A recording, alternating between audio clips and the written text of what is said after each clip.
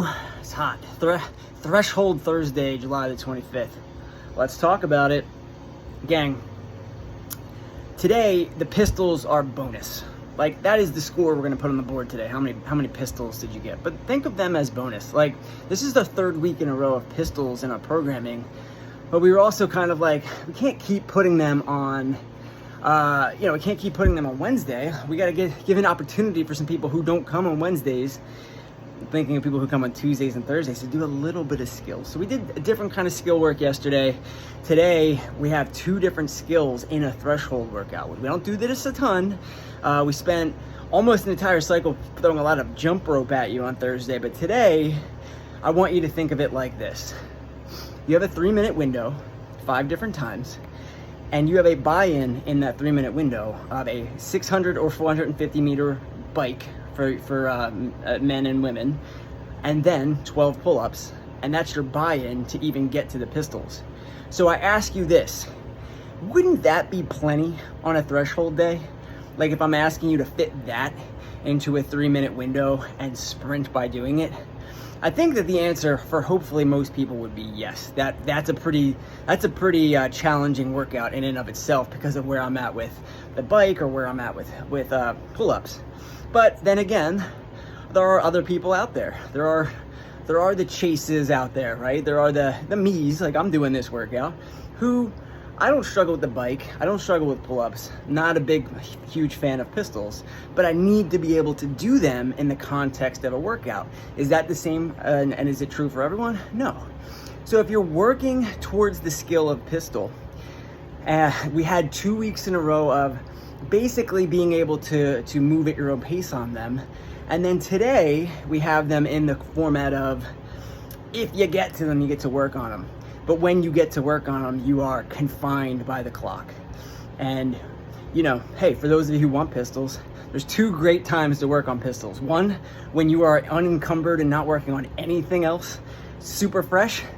And then, in the context of a workout, because if you do eventually get that pistol skill and get it exactly where you want it, where else are you gonna use it for performance except under the gun of a clock? So, let's break these movements down individually. The bike, 600 for the men, 450 for the ladies. We've been doing and throwing more distance bike work at you on Saturdays more often. So those of you who are endurance waters know that this is not a huge distance. This is less than a minute of work, hopefully, on the bike. Now that is if you treat it like a sprint. Treating it like a sprint, quote unquote, would entail 3, 2, 1, go. You burst it out into a really fast sprint, like almost top peak sprint, and then you settle into something that's both challenging but also sustainable. So I was today, for point of reference, 3, 2, 1, go. Again, after my 3-minute of rest, so I'm always fresh. 3, 2, 1, shot out of a cannon. RPMs usually about 78 right off the bat. And then it would fall to about 73, 72, and I would be able to stay there for the rest of my distance. Pull-ups. I don't want 12 to take more than a minute, but maybe they will. I'll get into that in a second. I could see some people doing these as singles today. I could see people chipping away at like a 6-4-2 type of thing. Get them done. That's all I can say. And then the last movement, if you've got it, if you've got time, then you just, you chip away at whatever you have on pistols. I have a feeling that there will be some people today who are like, I'm doing this. I'm going for pistols. And their score is going to be like 10. And I mean like whiteboard score. And you know what? I'll be super proud of those people for saying, I'm going to do it. Because we all know that it's not always about what we're putting on the whiteboard. It's also about the intent, the work behind the scenes, all of those things. So if I saw a 10 on the board, 10 RX pistols on the board today, I would know that person had a vendetta against this movement, probably tried their butt off to get to them and to get through them, and did some successful reps, which is awesome. So what if you're modifying? We wrote in the notes, but we won't limit to this, that one way we could just get the same exact stimulus of the workout today, but like without the advanced skills, just to say I'm doing air squats instead of pistols. Now, other modifications of pistols that are fine, better isolation work, but we will accept air squats as a modification today. Another thing, if you really want to work on those pistols or get there, then the thing we would tell you to modify would be not the distance on the bike, but the amount or volume of pull-ups.